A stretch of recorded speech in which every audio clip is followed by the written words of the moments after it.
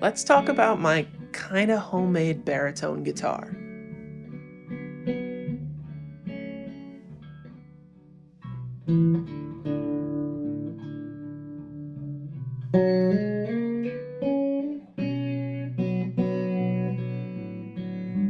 Alright, hey, what's up guys? It's Daniel McLaughlin and welcome back to the YouTube channel. If you wouldn't mind hitting that subscribe button if you haven't already, and leave a like if you enjoyed the video, let's get into it. This is a bit of a gnarly guitar.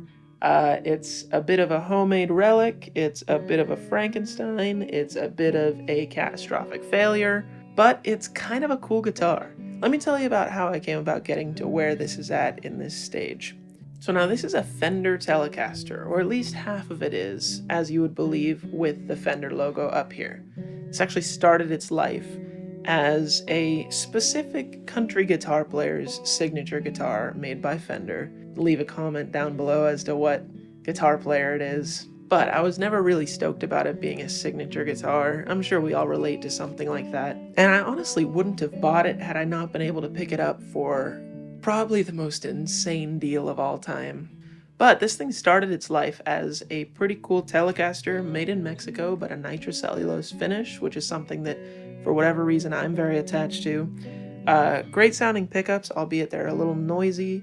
I believe they're signature pickups to said guitar player. It had an interesting road-worn aspect to it that was ingenuine to say the least, and I think that that is because this is a Palawina guitar. It's Palawina or Polonia, I'm not really sure how to pronounce that, but it's an incredibly lightweight and resonant guitar, almost to a fault, and that's something I want to talk about in a little bit as to why it turned into a baritone.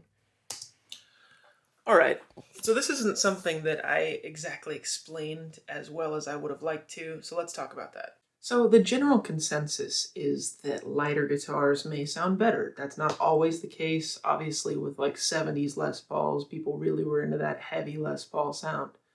But the trend seems to be erring towards lighter guitars right now. I think this is assuming that the quality of the wood is phenomenal, because Palawina is actually considered a bit of a parasitic wood when it comes to like forestation and such. I'm no arborist or anything like that.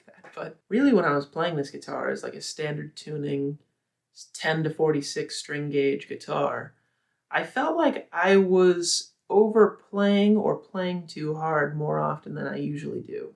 And I came up with a little bit of a theory as to where density and mass end up affecting the fullness of the guitar. So in a situation like with this guitar, where country guitar and country stylings kind of demand a more treble focused tone, this might work out really well. For some of my stuff where I'm playing some solo guitar, I maybe want to have this be a more versatile guitar. It wasn't the best. You know, we see things like large acoustic double basses get really resonant with the low frequencies engaging that acoustic space. And with a lightweight wood, you have a lot of pockets of air that hopefully are being engaged by that low frequency of a baritone guitar. And so that's why the guitar is how it is right now. Again, I'm no scientist, I'm no arborist, I'm just a stupid guitar player. But if you look at some of the pictures, it had kind of a weird road-worn thing up here, like an arm wear, that I personally found very not real. I'm someone who has a lot of Relic or road-worn style guitars, and it just did not seem genuine. And so in my infinite wisdom, I started to think, oh, well, Relicing can't be that hard, can it? It's hard. Don't do this. Don't do what I just did. All right, which was I found a couple of razor blades. I found a couple of barbecue grill brushes. I found some brown shoe polish, and I went to town on this thing. I made some cuts. I made some of the lines a little bit deeper. This thing already had some pretty interesting kind of weather checking style of Relic already, so I tried to trace over that.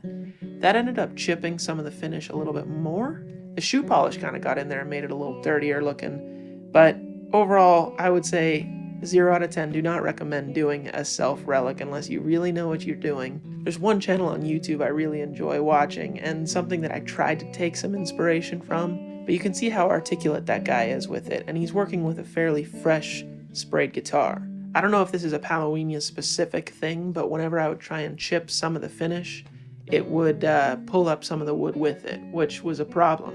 It actually got so bad that specifically on the back, I had to put a sticker to cover the belt buckle rash that I tried to make.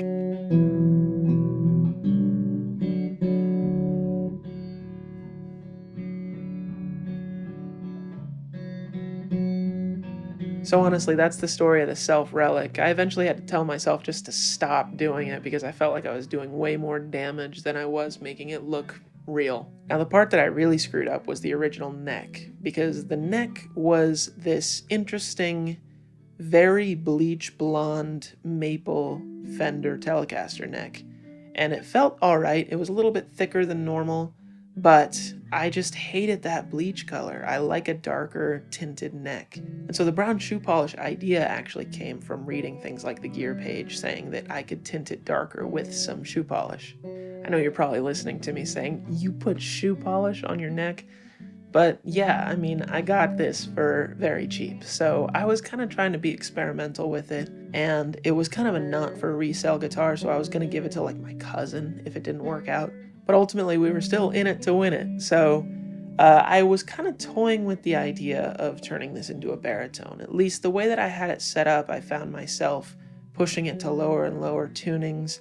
But I eventually realized I wanted a more versatile guitar, and I didn't own a baritone, and the Ariel Posen caster made by Mule Resophonics started looking really appealing. And really all he's doing to separate that guitar from a normal guitar is he's using a set of 17 gauge string joy strings that you custom make. The string gauge is here, and so I was looking into getting a new nut cut, but I eventually found this neck on eBay from All Parts that was I think like 200 bucks. I like rosewood fretboards a little bit more, especially on tellies, you don't see them as much. So I thought, let's do it. Let's try putting on a new neck.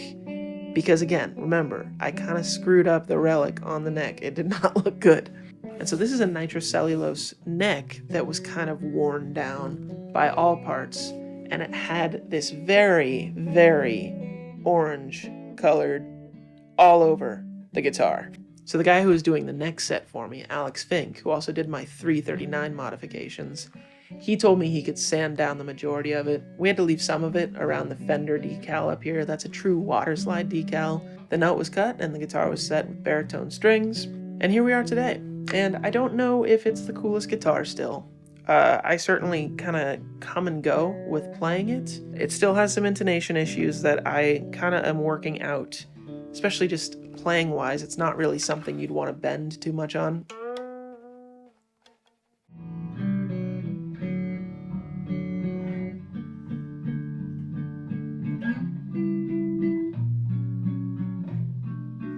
So I kind of wonder if I should pull out the frets and make it a fretless, or should I put a old lap steel pickup on the back. At one point I remember I had a Gizmotron on here. I don't know if you guys know what that looks like, but that was kind of cool for a second. I thought about making it a B-bender at one point, but that would have been a lot of modifications. Really, my next plan for this is I want to get the set of Stringjoy flat wounds on here. I think that'll make it sound a little bit cooler. This thing has a bit of a problem with muddiness. I don't know if the flat wounds are really going to help that, but it'll definitely make me feel a little bit better when I'm playing it, because these can kind of be a dog to play. So it's a cool guitar. It's kind of fun to have a guitar that you're just messing with and you're modifying and you're doing different things. You're trying new things. Nothing's precious with this thing because it's probably going to have to go in the garbage when I'm done with it. If I'm ever done with it. But anyway, I just thought I'd do a little feature on my baritone guitar. It's tuned B to B, by the way. And this is still just a 25.5-inch scale length. So it feels just like a normal guitar, just lower. Anyway, thanks for making it to the end. If you enjoyed the video, make sure you hit that like button, and I'll see you guys next week.